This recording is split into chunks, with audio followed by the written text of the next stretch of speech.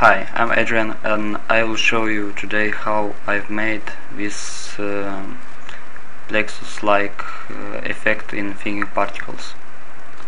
So here is the effect.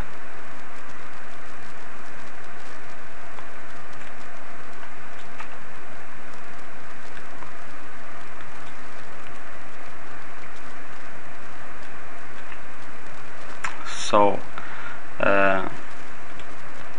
what it does, it creates, it have some group of particles which are guides, and from which guides it creates lines between them.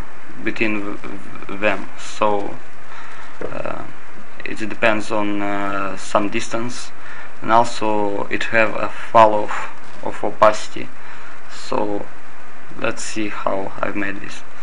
So first I've created a cylinder. This cylinder will be our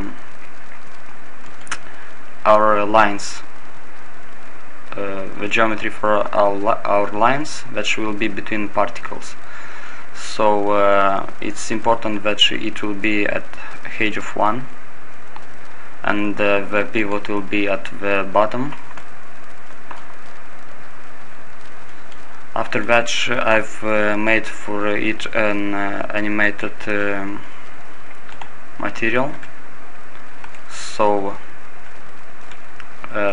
first I've set the opacity through a gradient ramp, so at the center it will be more transparent than at the edges, at the margins. So I've also animated the opacity of the map. So for 100 frames the opacity goes from 0 to 100.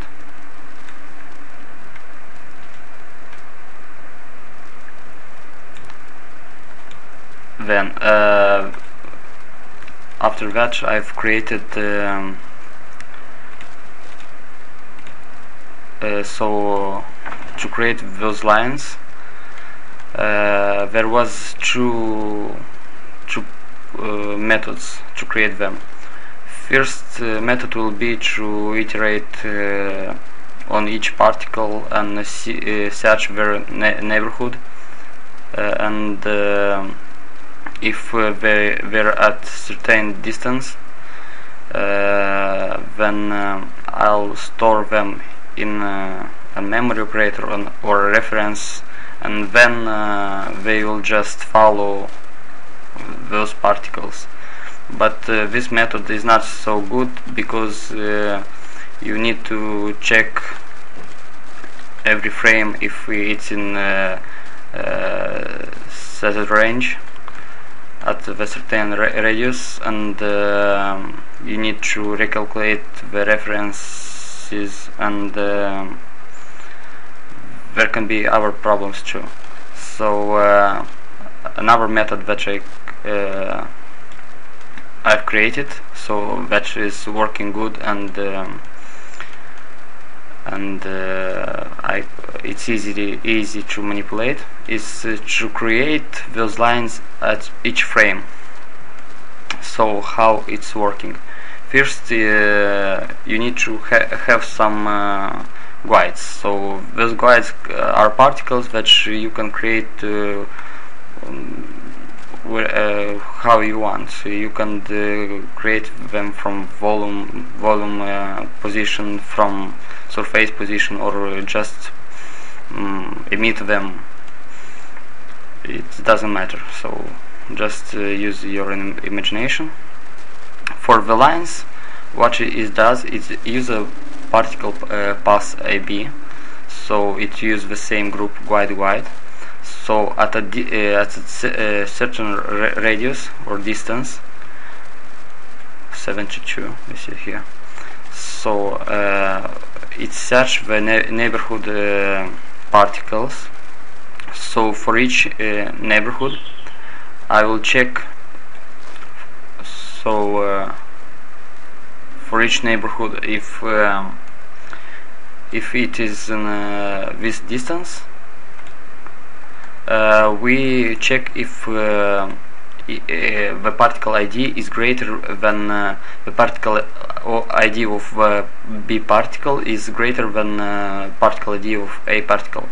This I did this because if you don't check this, the particle path IB will go to each particle in both directions. So, for example, it will if you have 3 particles, it will go 1 2 1 1 1 2 1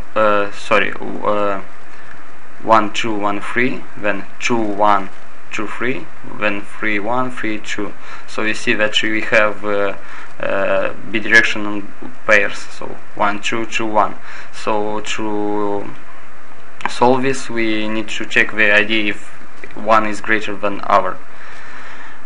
So we'll have only 1 2 1 3 2 3, and that's all.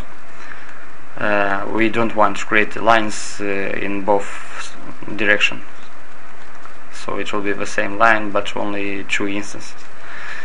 So next, what I did, if this condition is true, it will create a particle at the position of the particle A, so at the current particle that we are checking, with a lifespan of 1. So why this lifespan is 1? Because we want at each frame to create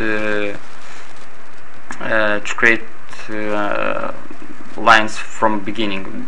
So as I said, this is method 2, because if we want to make it to live for all the animation, you will got some problems or difficulties.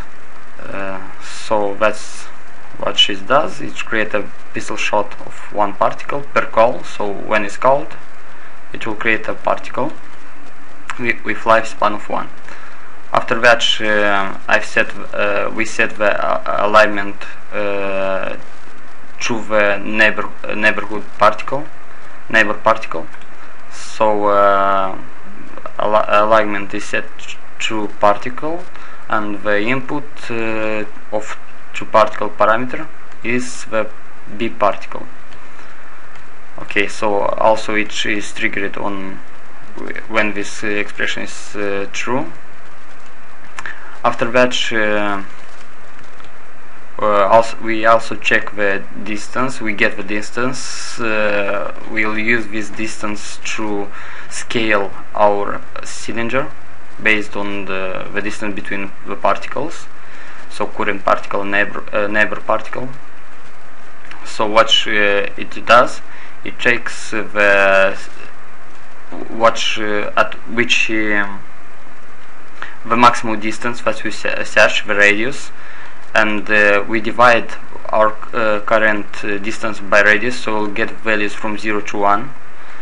Then we'll invert this, because we want when the distance is 0 to have the value of 1, and at distance, the maximum distance, will have a value of 0. Because we'll use this for our opacity. So because our opacity are animated from frame 0, it's opacity 0, on frame 100 to opacity 100. So this value we'll multiply. So this value is from 0 to 1. We'll multiply it by 100. So we'll get values from 0 to 100, and we use this value to set the material time. So the material time is user defined, the particle that we've birth, and the material time is from this operator, which is from 0 to 100 based on distance. So what this will do, when the cylinder, the line will be at the maximum distance, it will set the material time to 0, so it will have opacity 0, and when it will be closer, the opacity will start to increase till the 100, when it will be at the same position. After that we use the scale because our cylinder is at h of 1, so that's why I've used h of 1, so we can scale it based on our distance. So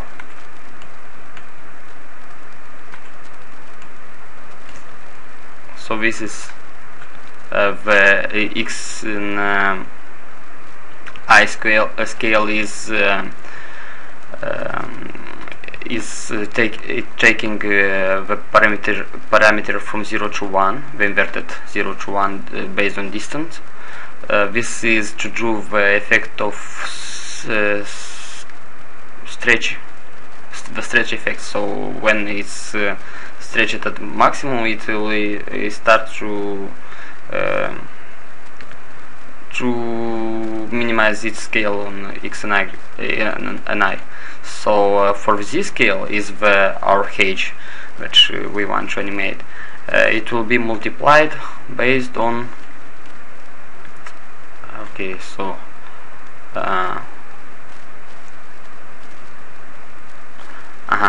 so first there are two methods that we can use for the z-scale. First method is to use to multiply with the distance, just to use the distance. So if distance is 20 units, when we will multiply, the cylinder will be scaled at 20x. So if it have the h of 1, it will be at 20 units, exactly what we want.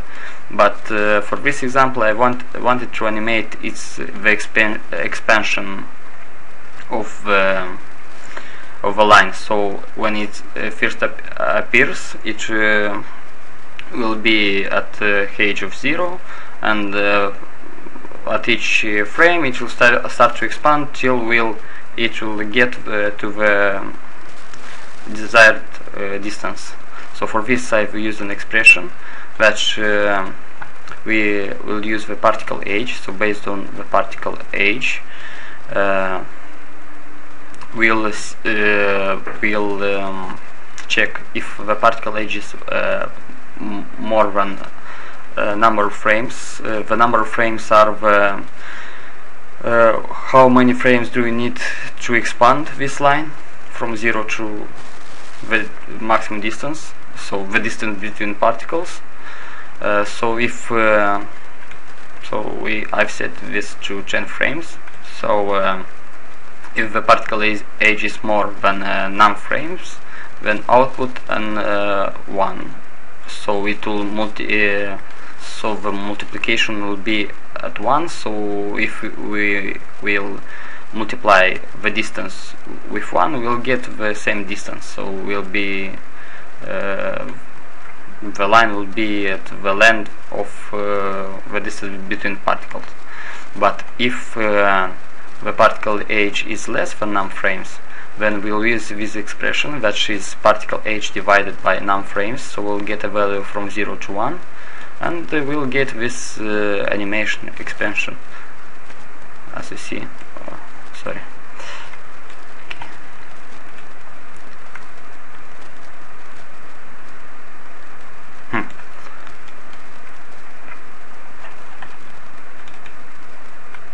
As you see here, you see that they are animated, because it's not so interesting to have them just appear, and that's all. And this is all that you need to create those lines. After that, you just set the geometry instance. So I've made a separated dynamics group. So just I've set just the cylinder instance, batch cylinder, that is h of 1, original size, and that's all. You can also use the final render instance if you have many of them and you render with final render, so it should be faster. and you need only those two dynamic groups to create this effect. Also after that you just need to create somehow the guides. It depends on your imagination. For this example, I'm creating them from a cylinder that is animated over time. So particle per second, and each will sample each time the position from the surface. You can, for example, create an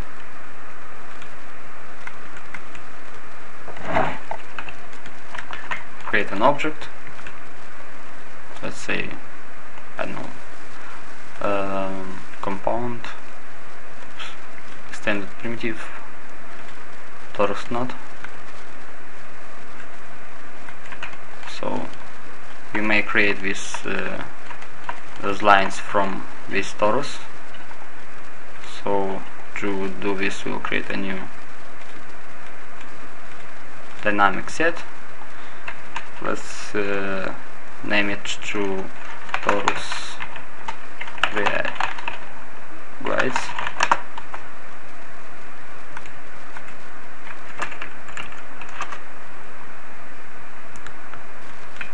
So let's generate particle position born, helpers position, surface position, and also helpers position, standard node position, not helper.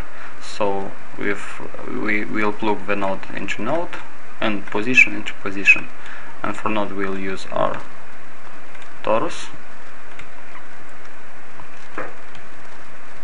So we'll do a pistol shot of 500 lifespan, a big lifespan. We don't want them to disappear. So let's see what we have here. Okay, we have speed, default speed. Let's create more particles because each doesn't fall in our distance. Okay, 1000. Okay, no. Okay, let's hide this torus to see what's happening. Okay, let's increase the distance, the radius of the neighbor search. Go to create lines and we'll increase this value.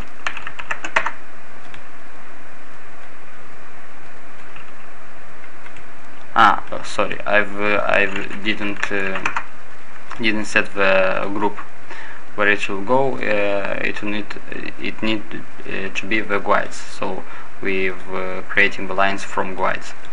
So now, okay, too many particles.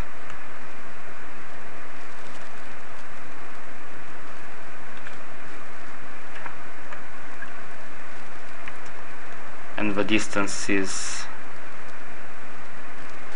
very big, the radius. Okay, let's decrease the radius a little bit.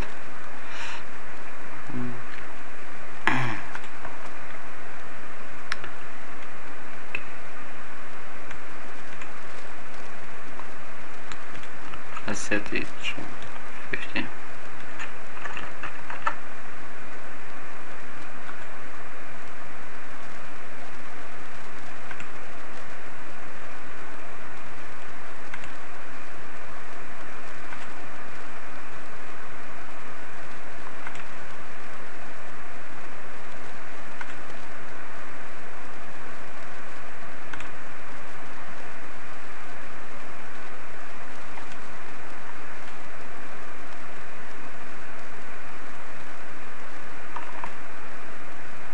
So we have our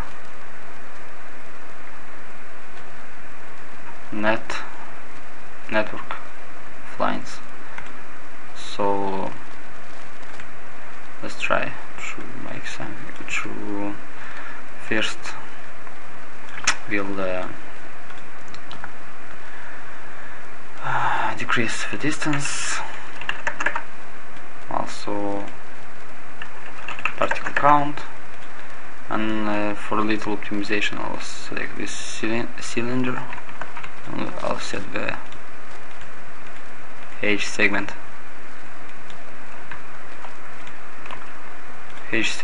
to 1.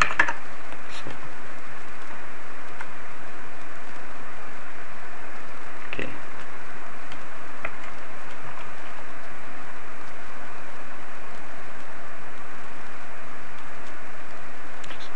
So these guides can be animated.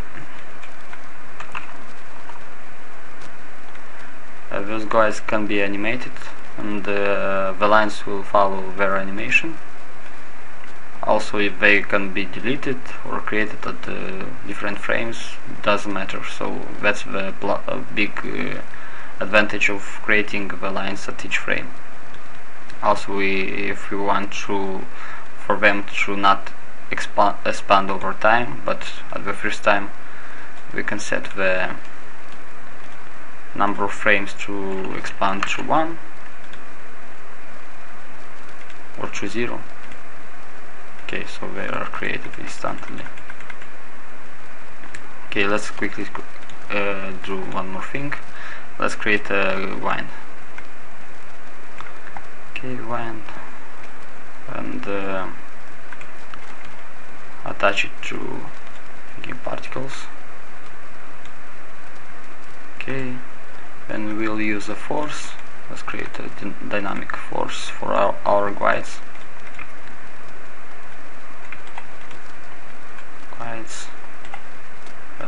Operators dynamics force. Standard force. STD force. Particle. Wind.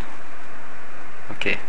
So for our wind we will set the strange to 0 and a turbulence of 5, frequency 0.1. Okay, so we see what's happening. If we will render this now, okay, F10, we don't want them to be saved.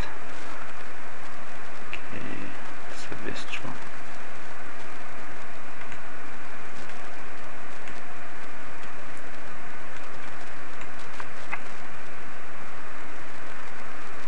I've also added glow in the environment options. Okay, so that's all.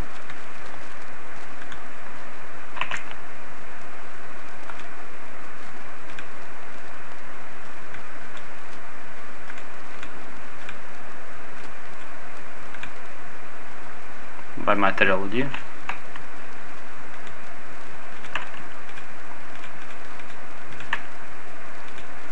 You see here which have ID of 2.